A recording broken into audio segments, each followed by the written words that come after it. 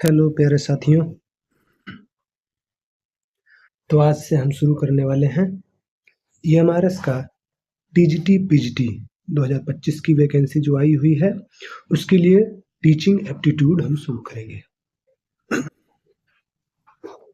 तो यहाँ पे सबसे पहले इस टीचिंग एप्टीट्यूड का मतलब क्या है ये हम जानते हैं। तो टीचिंग एप्टीट्यूड का मतलब आप देख रहे हैं शिक्षण योग्यता होती है, यानी जो हम पढ़ाएंगे उसकी क्वालिटी क्या होनी चाहिए, उसको पढ़ाना कैसे है, ये हम क्या करेंगे यहाँ पे हम देखते हैं।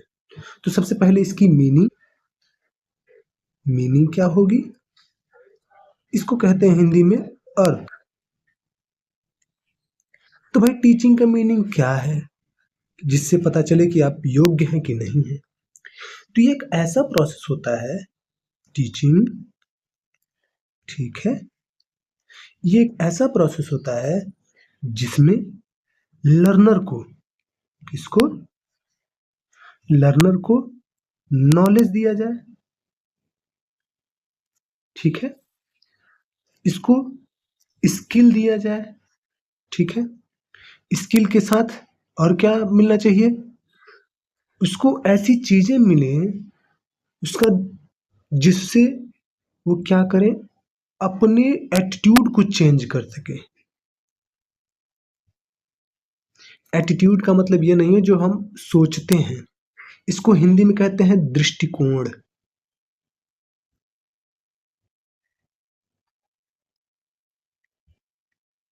इसको कहते हैं हिंदी में दृष्टिकोण कहते हैं, ठीक है। ये दृष्टि ऐसे होएगा। तो ये एटीट्यूड होता है और उसको वैल्यूज पता चले कि भाई जो समाज में जो चीजें हैं जो वो सीखा है उसकी वैल्यूज क्या है, और उसको ऐसे अपॉर्चुनिटीज देना जिससे वो अपने इन सारी चीजों को क्या कर सके, यूज कर सके। तो वो होता है टीचिंग, ठीक है। जब ये टीचिंग है तो इस ये चीजें हैं टीचिंग में, तो इसकी कुछ डिफिनेशंस दी गई हैं। क्या दी गई हैं? डिफिनेशंस। ये कुछ शिक्षाविदों ने दिया है, तो उनके बारे में पढ़ लेते हैं कि वो क्या क्या बताए हैं और क्या होता है। तो सबसे पहले हमारे डॉक्टर माथुर आते हैं।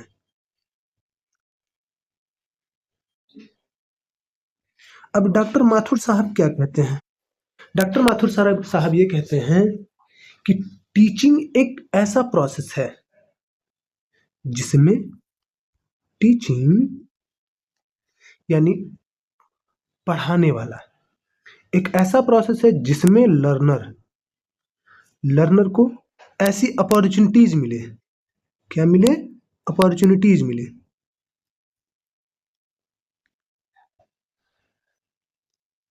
या उसको ऐसे कंडीशंस प्रोवाइड करें, कंडीशन मिले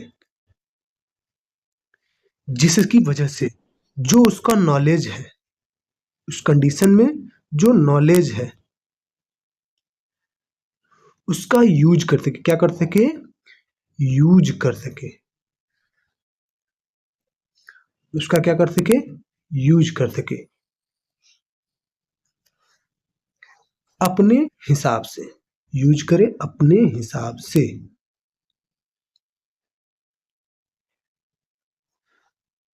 उसको क्या कहते हैं हम लोग? टीचिंग कहते हैं, ठीक है। दूसरे वीओ स्मिथ, वीओ स्मिथ साहब क्या कहते हैं? ये कहते हैं कि जो टीचिंग है, ठीक है, टीचिंग जो है वो एक ऐसा एक्शन होता है, क्या होता है? ऐसा एक्शन होता है जो क्या करता है भाई? टीचिंग ऐसा एक्शन होता है जो लर्नर को, ये एक्शन होगा, टीचिंग एक ऐसा एक्शन है जो लर्नर को क्या करे? मोटिवेट करे। लर्नर क्या हो? मोटिवेट हो। मोटिवेट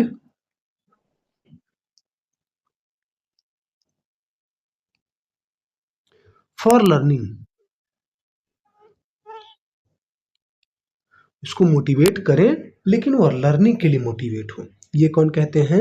वीओ स्मिथ साहब कहते हैं।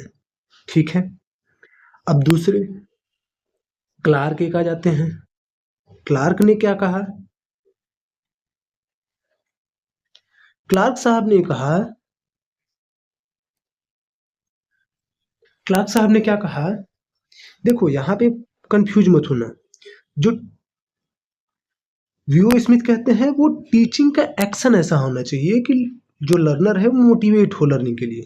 यहाँ पे ये क्या कहते हैं कि टीचिंग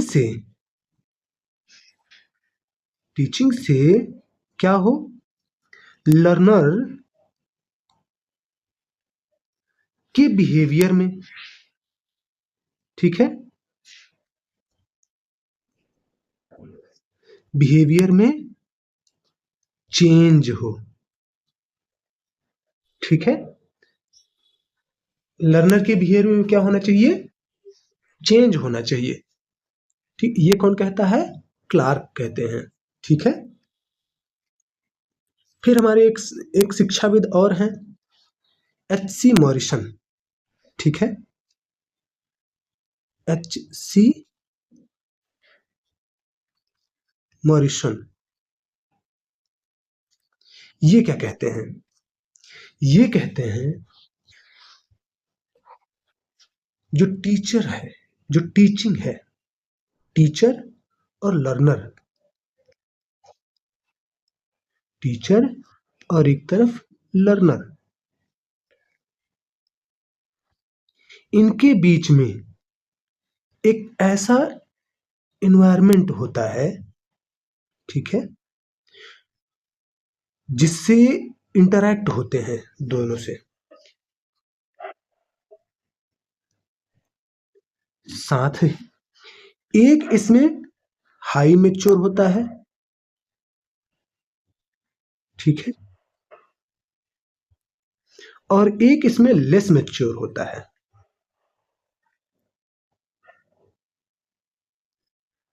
तो क्या कहा इन्होंने, एच.सी. मॉरिसन साहब ने, कि हाई मैच्योर वाला लेस मैच्योर से इंटरैक्ट करता है और नॉलेज का ट्रांसफर हाई टू लोअर होता है। ठीक है, बात समझ में आ रही है आपको कि हाई मैच्योर वाला लेस मैच्योर से इंटरैक्ट करता है, ठीक है, टीचर और लर्नर में, और लेस मैच्योर वाला नॉलेज गेन करता है, हाई मैच्योर वाला नॉलेज को ट्रांसफर करता है। फिर एक दूसरे साइंटिस्ट आए, वो क्या कहे? बर्टन साहब।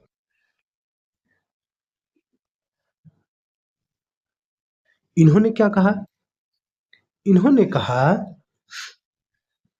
कि टीचिंग एक ऐसी चीज होती है, टीचिंग एक ऐसी चीज होती है जिसमें हम क्या करते हैं, लर्नर को स्टिमुलेट करते हैं। ठीक है, टीचर और लर्नर, ठीक है, टीचर और लर्नर, यानी इसको अधिगम कर्ता भी बोलते हैं हिंदी में, अधिगम कर्ता।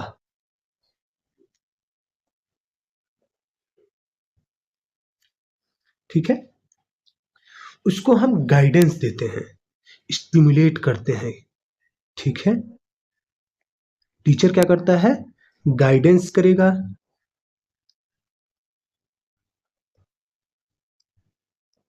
स्टिमुलेट करेगा, ठीक है, स्टिमुलेट करेगा, गाइडेंस देगा, इसके लिए कि जिससे बच्चा पढ़े, क्या करे? नॉलेज ले। इसकी वजह से क्या करेगा? ये नॉलेज लेगा।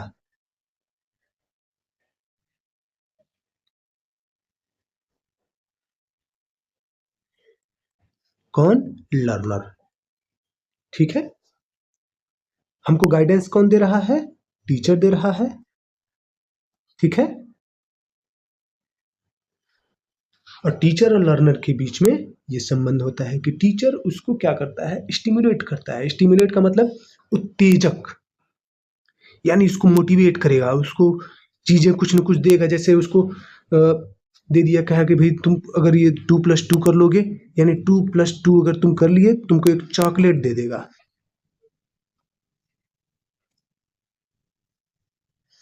क्या कर लेगा? चॉकलेट दे देगा। 2+2 ये स्टिमुलेट हो गया, स्टिमुलेशन हो गया इसका, यानी उसको मोटिवेट कर रहा है कि हाँ तुम इसको पढ़ो, इसको ये चीज करो। तो ये क्या होता है? स्टिमुलेट हो गया। ठीक है।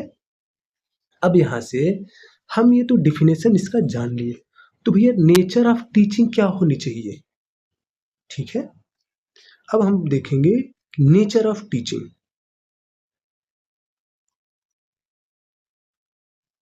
नेचर ऑफ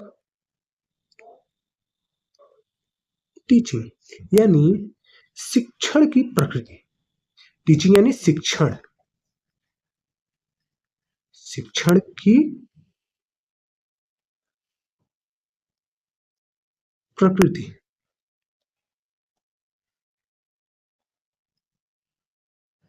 ठीक है।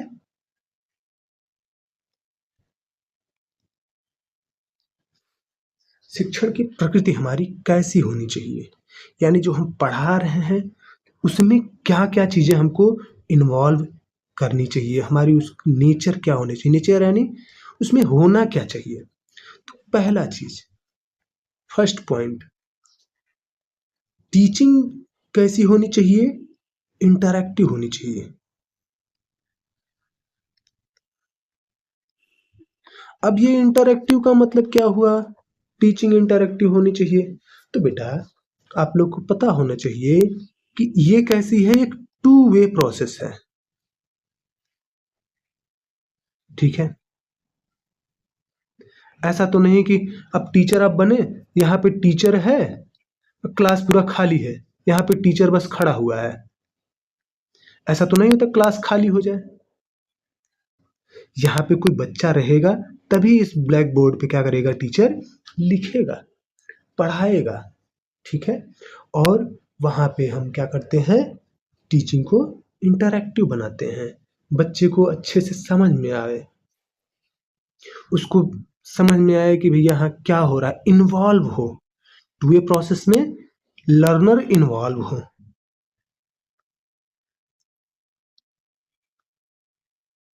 और आपको ये पता होना चाहिए कि जब भी आप टीचर बनते हैं या टीचिंग एप्टीट्यूड पढ़ रहे हैं, तो ये पूरी तरीके से आपको 90% कह सकते हैं कि लर्नर सेंटर्ड मिलेगा, टीचर सेंटर्ड नहीं होते हैं। जो आज की जो टीचिंग एप्टीट्यूड है वो लर्नर सेंटर्ड है। दूसरा, अगर इंटरैक्टिव है, हमारी टीचिंग इंटरैक्टिव हो गई, हमको पढ़ाने इन्वॉल्व करना बच्चे को आ गया, तो अब भैया हमारा गोल होना चाहिए। जब इंटरैक्टिव हो गया, बच्चे को हमने वो क्या किया, इंटरैक्ट कर लिया, क्लास में बच्चे आ गए हैं हमारे, वो सब एकदम अच्छे से बैठ गए हैं, दूसरे एक दूसरे के साथ बोलचाल हो रही है। दूसरा क्या होना चाहिए, तो गोल ओरिएंटेड। ठीक है। गो गोल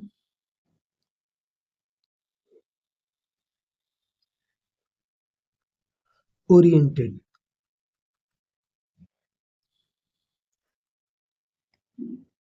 अब गोल ओरिएंटेड, यहाँ पे आपको ये पता होना चाहिए कि भाई जब हम इंटरेक्शन बन गया, तो हमारा गोल तो हमको पता होना चाहिए कि हम पढ़ किस लिए रहे हैं, यानी पढ़ा किसको रहे हैं और किस लिए पढ़ा रहे हैं।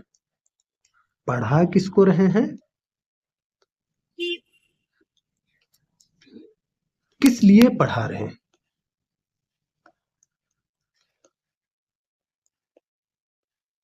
जैसे ये हम पढ़ रहे हैं, अभी इस क्लास की बात करें तो हम एक पोस्ट ग्रेजुएट बच्चे को पढ़ा रहे हैं या ग्रेजुएट बच्चे को पढ़ा रहे हैं। किसके लिए पढ़ा रहे हैं? ईएमआरएस के लिए। पढ़ा किसको रहे हैं? आपको पढ़ा रहे हैं। और किसके लिए पढ़ा रहे हैं? एमआरएस के लिए पढ़ा रहे हैं, 2025 को। तो हमारा गोल ये हमको पता है, ऑब्जेक्टिव होना चाहिए, कुल मिलाकर के हमारा ऑब्जेक्टिव हो हमारा ऑब्जेक्टिव हमें पता होना चाहिए। और टीचिंग एप्टीट्यूड ये रट्टा सब्जेक्ट नहीं है। अगर किसी को लगता है कि रट करके कर सकते हैं तो बिल्कुल नहीं। आपको ये समझ लोगे अगर अच्छे से तो बहुत आराम से पूरा का पूरा कर ले जाओगे, और 30 में से 28-25 एकदम आराम से कर ले जाओगे। ठीक है, ऑब्जेक्टिव पता होना चाहिए, कॉग्निटिव होना चाहिए। ठीक है, ऑब्जेक्टिव को कैसे पता होगा बच्चे को? ऑब्जेक्टिव किसको पता होना चाहिए? आपको भी पता होना चाहिए, बच्चे को भी पता होना चाहिए। तो उसके लिए क्या होना चाहिए हमारे पास? वहां पे कॉग्निटिव हो, क्या होना चाहिए? कॉग्निटिव। साइकोमोटर, साइकोमोटर का मतलब क्या है? जिससे मानसिक रूप से वो तैयार हो पाए।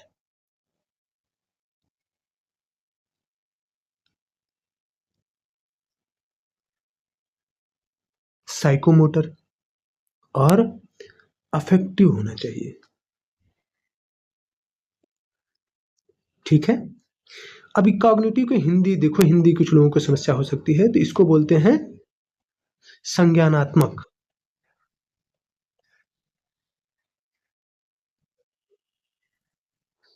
इसको बोलते हैं संज्ञानात्मक। साइकोमोटर को मनोदैहिक बोलते हैं। इस वजह से इंग्लिश कभी कभी थोड़ी सी, और अफेक्टिव को बोलते हैं भावात्मक। तो जो हिंदी जिनको दिक्कत होगी वो हिंदी में अपना देख सकते हैं। ठीक है, गोल ओरिएंटेड हो गया। अब गोल हमको अगर पता हो गया, हमको बच्चे को पता पढ़ाना हो गया, पहला तो इंटरैक्टिव हो गया, इंटरेक्शन बन गया, फिर हमको गोल भी बता दिए बच्चे को, हमें भी पता है। अब दूसरा यहाँ पे क्या चीजें हमको पता होनी चाहिए? तीसरा, तीसरा हमारा डायनामिक एंड फ्लेक्सिबल होना चाहिए। क्यों होना चाहिए? एंड फ्लेक्सिबल, ये यार समझते हैं। डायनामिक और फ्लेक्सिबल का मतलब क्या है? पहली चीज ये हमें पता होना चाहिए, डायनामिक एंड फ्लेक्सिबल क्यों होना चाहिए। तो इसका मतलब समझो, डायनामिक का मतलब ये है कि हम चेंज कर सकें। ठीक है, और फ्लेक्सिबल का मतलब कि हम वहां पे क्लास में, इसका क्लास क्लास में फ्लेक्सिबल का मतलब क्या होना चाहिए? वो होना चाहिए डेमोक्रेटिक क्लास होनी चाहिए। हमारी क्लास कैसी होनी चाहिए? डेमोक्रेटिक। डेमोक्रेटिक का मतलब क्या है? कि बच्चा पूछ सके, बच्चा आपसे सवाल कर सके।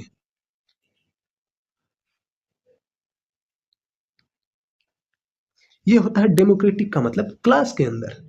ठीक है, ये तो फ्लेक्सिबल का मतलब।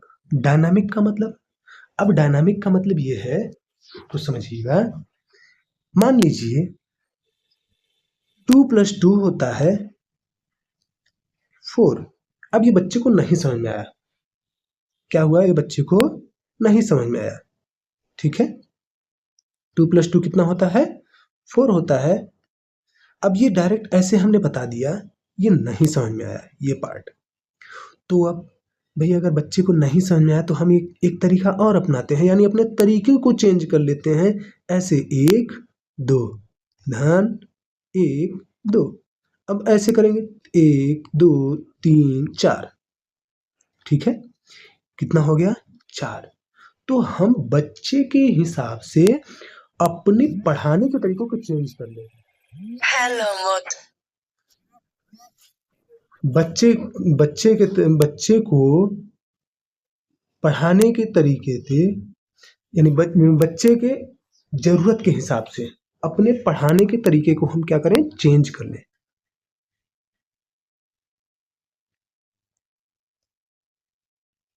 बच्चे की जरूरत के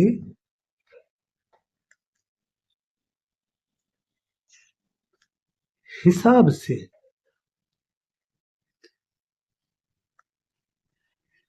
अपने पढ़ाने के तरीके को चेंज कर लें। ठीक है, ये तो हो गया हमारा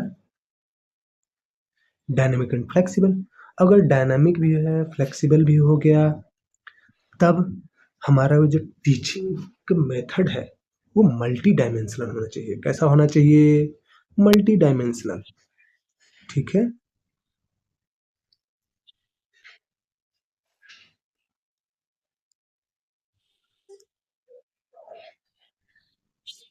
ये फोर्थ नंबर है ना।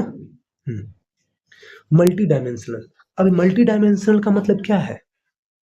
कि हम अपने टीचिंग में सब्जेक्ट मैटर को देखें। सब्जेक्ट मैटर यानी हमको पढ़ाना क्या है। सिर्फ इतने से काम तो चलेगा नहीं कि हम आए, हम क्लास में, जैसे अब हम यहाँ पे आए, तुरंत सीधे पढ़ाना शुरू कर दिए। अब किसी को समझ में आ रहा है कि नहीं समझ में आ रहा है, कैसे समझ में आएगा, ये सारी चीजें हमको ध्यान में रखनी पड़ेगी। तो सबसे पहले सब्जेक्ट मैटर, पढ़ाना क्या। सब्जेक्ट मैटर का मतलब पढ़ाने के लिए जो हमारे पास सामग्री है वो क्या है, उसके साथ चलना है। नॉलेज को ही सिर्फ इन्वॉल्व नहीं कर लेना है। ठीक है, पढ़ाने का तरीका होना चाहिए, यानी पेडागॉजी हमको पता होना चाहिए। इसका शास्त्र, पेडागॉजी का मतलब शिक्षण शास्त्र। ठीक है, अब जैसे यहाँ पे हमने आपको बताया ना कि इस वाले पार्ट में कि भैया हमको ये इसी तो भाई आप बड़े हो गए तो पता है, एक छोटे बच्चे को थोड़ी ना पता है ये चीजें कि भैया ये ऐसे कर दोगे तो समझ में आएगा। उसको अमूर्त चीजें भी दिखानी पड़ती है, यानी जैसे ऐसे भी नहीं समझ में आया तो उसको क्या किए कि ऐसे पेड़ बना दिए, ऐसे पेड़ बना दिए एक, दो ठो, फिर दो ठो क्या कर दिए, कोन बना दिए आइसक्रीम वाला।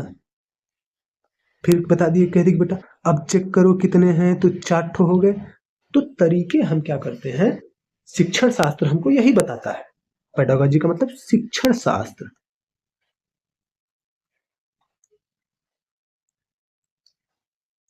तो हमको पता होना चाहिए। साइकोलॉजी हमको पता होनी चाहिए कि बच्चे का मनोविज्ञान उस समय पर उसकी स्थिति कैसी है, उसका मानसिक स्तर क्या है।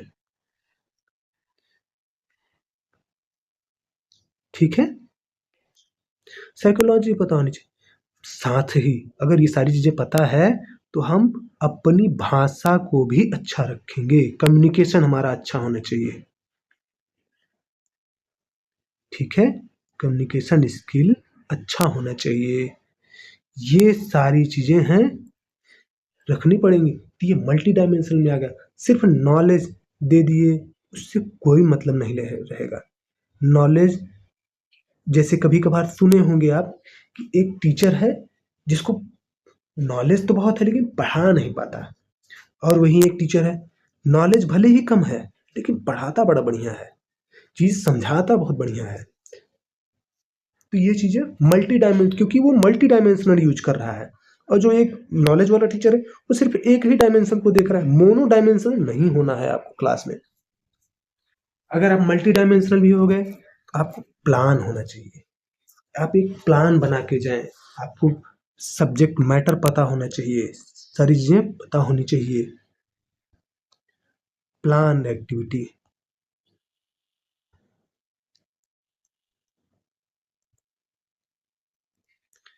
ठीक है, आपको पता होना चाहिए, प्लान्ड एक्टिविटी आपकी होनी चाहिए। प्लान्ड एक्टिविटी का मतलब क्या है कि भैया लेसन प्लानिंग आपको होनी चाहिए। कि आपको, जैसे मुझे टीचिंग एप्टीट्यूड पढ़ाना था, अब इस टीचिंग एप्टीट्यूड के लिए मैं इसका नोट्स देखूंगा, इसको इसकी बुक पढ़ूंगा, फिर उसके बाद आपको पढ़ा रहा हूँ। ऐसे नहीं कि हवा में आकर के मैं सीधे हाँ भैया टीचिंग एप्टीट्यूड ये होता है वो होता है, दुनियादारी की चीजें करने से कोई फायदा नहीं। टीचिंग एप्टीट्यूड को हमें पढ़ना पड़ेगा, उसके लिए हमको लेसन प्लान देखना पड़ेगा कि क्या क्या चीजें हमको पढ़ाएंगे उसमें। ठीक है, तो क्या होना चाहिए इसमें, लेसन प्लान होना चाहिए। ठीक है, लेसन प्लान। फिर करिकुलम होना चाहिए। करिकुलम का मतलब ये पाठ्यक्रम होता है। अब यहाँ पे जैसे अब हमको मान लो टीचिंग एप्टीट्यूड पढ़ाना था, तो हमको पढ़ाना किसके लिए है? ईएमआरएस के लिए पढ़ाना है ना। अब ईएमआरएस के लिए जब हमको पढ़ाना है, तो ईएमआरएस का पहले तो हमको सिलेबस पता होना चाहिए। फिर उसका हम सिलेबस का मतलब पाठ्यक्रम, करिकुलम, उसका पता होना चाहिए कि हमको हाँ क्या-क्या चीज़ पढ़ाना है। अब उसके बेस पे हम लेसन प्लान अपना बनाएँगे ना, कि हमको ये टीचिंग एप्टीट्यूड में यहाँ तक पढ़ाना है, क्योंकि इसमें डीप में आएगा। क्यों डीप में आएगा? क्योंकि 30 नंबर क्वेश्चन पूछेगा यहाँ से। तो इस वजह से क्या होगा, लेसन प्लान हमको बनाना पड़ेगा, करिकुलम के हिसाब से बनाना पड़ेगा। फिर यहाँ पे ऑब्जेक्टिव भी होना चाहिए। जैसे मेरा आज का ऑब्जेक्टिव है कि भैया हम आज टीचिंग का मीनिंग पूरा क्लियर कर दें, ठीक है। और पूरे अब जब तक चलेगा, हम भैया टीचिंग एप्टीट्यूड पूरा कंप्लीट करेंगे, टीचिंग एप्टीट्यूड कंप्लीट करेंगे, एनईपी कंप्लीट करेंगे, और आपका जो एक्सपीरियंशियल बेस्ड क्वेश्चन है उसको भी कंप्लीट करेंगे, आईसीटी कंप्लीट करेंगे, रीजनिंग कंप्लीट करेंगे, हिंदी इंग्लिश भी कंप्लीट करेंगे। जनरल नॉलेज को नहीं कंप्लीट करेंगे हम, ठीक है। जब जीके जीएस नहीं पढ़ाएंगे हम, ठीक है। जीके जीएस नहीं पढ़ाएंगे क्योंकि ये 10 नंबर का एक तो आएगा, और बहुत बड़ा सिलेबस है, ब्रॉड सिलेबस है इसका, तो इतना इस पे टाइम देने को कोई मतलब नहीं, टाइम बहुत कम है हमारा। 13 दिसंबर, मिड मिड दिसंबर हम कह देते हैं, मिड दिसंबर में आपका एग्जाम है, ठीक है। 13 14 21 की 13 17 21 को है शायद आपका एग्जाम। तो इस तरीके से अब ये क्या है बेटा, कि भाई जब हमको टीचिंग एप्टीट्यूड हम प्लान्ड एक्टिविटी अपने कर लिए, ठीक है। प्लान्ड एक्टिविटी हो गई हमारी, हमको अपना लेसन प्लान भी पता हो गया, करिकुलम भी पता हो गया, और ऑब्जेक्टिव भी पता हो गया। तो अब यहाँ पे चीज़ ये भी ध्यान रखना पड़ेगा कि जो ये टीचिंग होता है, ये आर्ट एंड साइंस भी है, ठीक है। ये क्या है? Both art and science, art and science, ठीक है। अब इसका मतलब क्या हो गया भाई? देखो आर्ट क्या है इसमें, साइंस क्या है, दोनों हम अलग अलग लेके चलते हैं। आर्ट साइंस, क्योंकि आपको समझ में आना चाहिए ना कि आर्ट इसमें हम कह दिए, साइंस कह दिया, अब कह करके मैं तो चल सकता हूँ, लेकिन मुझे बताना पड़ेगा कि आर्ट क्या है इसमें, साइंस क्या है। जैसे मान लो आर्ट का मतलब ये है कि बच्चा इंटरैक्ट होना चाहिए आपकी क्लास में, ठीक है। सबसे पहला इंटरैक्ट होना चाहिए। आप बच्चे को क्या करें, मोटिवेट करें लर्निंग के लिए, पढ़ने के लिए, ठीक है। आपकी पढ़ाई में क्या होनी चाहिए, क्रिएटिविटी होनी चाहिए, ठीक है। आपकी जो टीचिंग है उसमें क्रिएटिविटी होनी चाहिए। पहला इंटरैक्ट हो जाए बच्चा, मोटिवेट हो जाए, क्रिएटिविटी। क्या ये साइंस है? नहीं, ये एक आर्ट है, ठीक है। ये हम सबको सीखनी पड़ती है, देखनी पड़ती है। इमोशनल कनेक्शन हम बच्चे के बीच में बनाएं, ठीक है। इमोशनल कनेक्शन होना चाहिए। साइंस क्या है, अब अभी आपको एग्जांपल से भी बताएंगे। साइंस क्या है कि भैया वो मेथड हमारा सिस्टमेटिक होना चाहिए, एक फिक्स्ड मेथड होना चाहिए, ठीक है। मेथड सिस्टमेटिक होना चाहिए, ठीक है।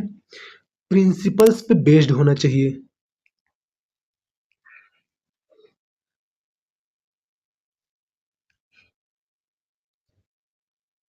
प्रिंसिपल्स पे बेस्ड होना।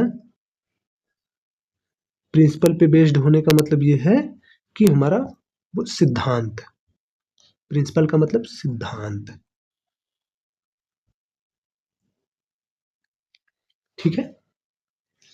ये हमारा साइंस है। अब इसको एज ए एग्जाम्पल समझते हैं। जैसे हम 2+2 करें, ये जो प्लस है ये हमारा साइंस है, ठीक है। प्लस होकर के 2+2 होकर के 4 आया, ये पूरा का पूरा हमारा साइंस है। क्यों? क्योंकि इसमें ये मेथड है, ठीक है, और ये प्रिंसिपल है और मेथड ये है, 4 आ गया, ठीक है। अब इसमें आर्ट, मान लो ये नहीं समझ में आया बच्चे को वैसे, तो हम क्या किए, या तो फिर अमूर्त चीजें यानी चीजों को दिखा दिए, 4 ठो पेंसिल हम रख दिए और 2 पेंसिल अलग रखे, 2 पेंसिल अलग रख दिए। अब इसमें हम कह दिए बच्चा अब गिनो इसमें कितना है, तो 1 2 3 4। तो हमने क्या किया, अपना मेथड अपना क्या कर दिया हमने, यहाँ पे तरीका ही चेंज कर दिया। आर्ट यानी तरीका होता है ये, ठीक है। क्रिएटिविटी हमने कर दी इसमें, क्योंकि ये तो भाई सिंपल मेथड है, ये क्रिएटिविटी हो गया,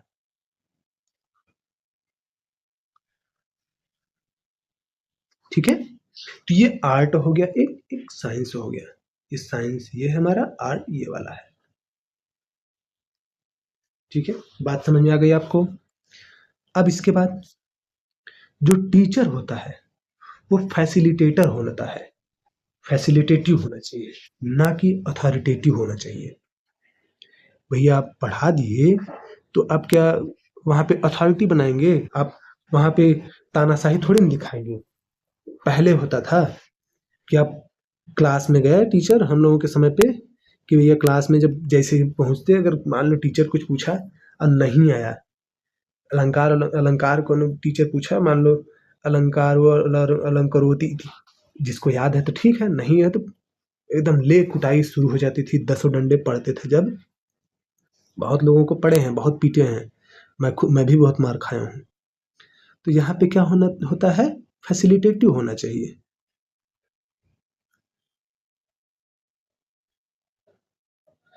और नॉट अथॉरिटेटिव,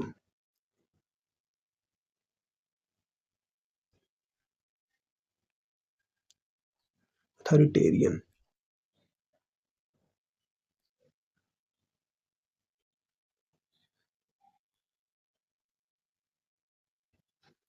ये अथॉरिटेरियन होना चाहिए, ना तो अथॉरिटेरियन नहीं होना चाहिए, फैसिलिटेटिव होना चाहिए। अब इसका मतलब क्या है, फैसिलिटेटिव का मतलब यह है कि मॉडर्न जो हमारा मॉडर्न जो तरीका है पढ़ने का, ठीक है, ये कैसा है, लर्नर सेंटर्ड है। कैसा है, लर्नर सेंटर्ड है, यानी हमको कैसा रखना है, लर्नर सेंटर्ड रखना है। फैसिलिटेटिव का मतलब यही है,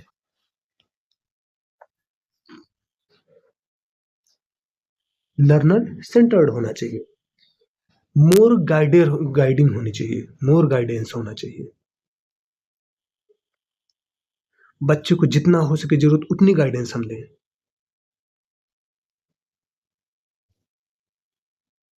ठीक है, यानी डायरेक्शन देना चाहिए हम। डेमोक्रेटिक होना चाहिए, अथॉरिटेरियन का मतलब नॉट अथॉरिटेरियन, डेमोक्रेटिक होना चाहिए। क्लास का माहौल कैसा होना चाहिए, डेमोक्रेटिक होना चाहिए, ठीक है। तो ये हमारा इस फैसिलिटेटिव और नॉट अथॉरिटेरियन का हो गया। अब अगला जो पार्ट है हमारे जो काम होना चाहिए वो लर्नर फॉर्मल एंड इनफॉर्मल होना चाहिए, फॉर्मल एंड इनफॉर्मल। अब इसका मतलब क्या है, फॉर्मल एंड इनफॉर्मल का मतलब, फॉर्मल एंड इनफॉर्मल का मतलब ये है कि जो हमारा टीचिंग मेथड है वो formal, okay, formal, formal, formal का मतलब कि हम जो चीज पढ़ा दे सीधे क्लास वाला नॉलेज, क्लास नॉलेज, ये फॉर्मल हो गया। अब दूसरा, outside the class, outside the class यानी सामाजिक ज्ञान हम दें उसको, उसको बिहेवियरल ज्ञान दें, तो वो इनफॉर्मल हो गया। कैसा हो जाएगा, इनफॉर्मल। बात समझ में आ रहे हैं आपके? जो हम क्लास का नॉलेज देंगे तो वो फॉर्मल में आएगा, और आउटसाइड द क्लास देंगे जो नॉलेज हम, वो इनफॉर्मल हो जाएगा। ठीक है? और दूसरा, लास्ट में जो हम रहेगा भाई, 2 चीज़ें अब और बचेंगी हमारी। एक तो ये लर्नर सेंटर्ड होना चाहिए और ट्रांसफॉर्मेटिव होना चाहिए। क्या होना चाहिए? लर्नर सेंटर्ड,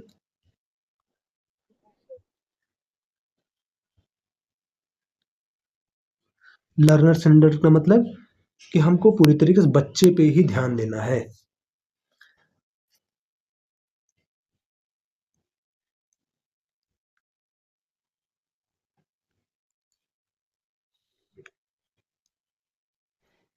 ठीक है? कि बच्चा कैसे समझे, कैसे इसको पढ़ाया जाए, उसका ध्यान केंद्रित हो, उसी वो अपना समझ पाए, वो लर्नर सेंटर्ड है।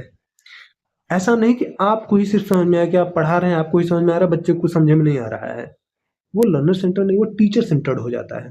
कि वहाँ पे डिक्टेशन जब हो जाए, कि टीचर अथॉरिटेटिव के रूप में आ जाए, तो वो डिक्टेशन हो जाता है, वो लर्नर सेंटर्ड नहीं, वो टीचर सेंटर्ड हो।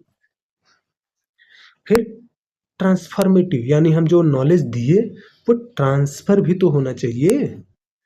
तो ये क्या होना चाहिए? ट्रांसफॉर्मेटिव होना चाहिए।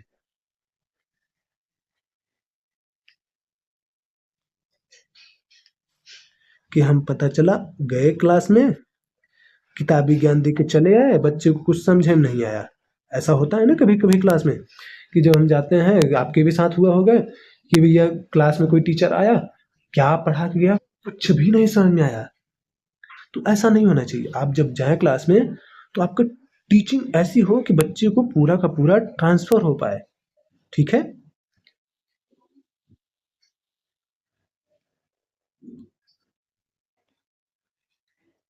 ट्रांस ट्रांसफर ऑफ नॉलेज,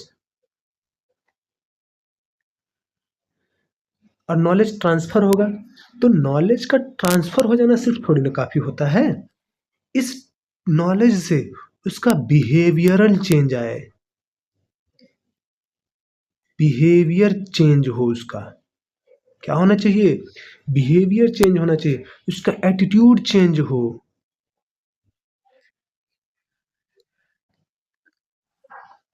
पहले ही कहा ना मैंने, कि भैया, तो अब ये तुम खुद सोचो कि आपने जो पढ़ाया वो चीज बच्चा उसको यूज ही ना कर पाया कहीं पे, उसका क्या फायदा?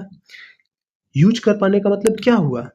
कि अगर आपने उसको नॉलेज दिया और उसको ये यूज करेगा, तो उसके अंदर चेंज तो आएगा ही आएगा ना। तो वही चीज कहा जा रहा है, कि वो अपनी चीजों को चेंज कर सके, उसके बिहेवियर में चेंज हो जाए, उसके नॉलेज में चेंज हो जाए। ठीक है?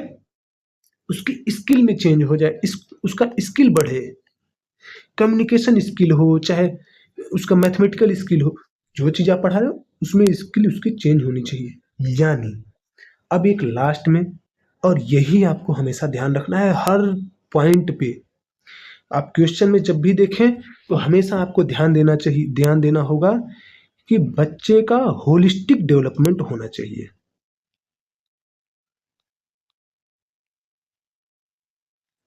होलिस्टिक डेवलपमेंट, यानी सर्वांगीण विकास।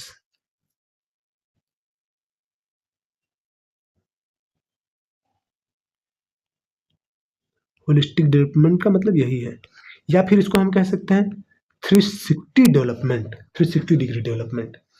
ये आपको हमेशा ध्यान रखना है हर एक पॉइंट पे। एनईपी में भी आपको ये चीज देखने को मिलेगा। एनईपी 2020 में इसी पे बेस्ड है, 360 डेवलपमेंट। ठीक है? तो अभी आज के लिए इतना ही रखते हैं। फिर अगली कक्षा में हम वेरिएबल्स ऑफ टीचिंग देखेंगे। फिर उसके अगले कक्षा में टेक्सोनॉमी, ब्लूम्स की टेक्सोनॉमी, और अब ये जल्दी ही खत्म करेंगे हम। आज के लिए बस इतना ही। बहुत बहुत धन्यवाद।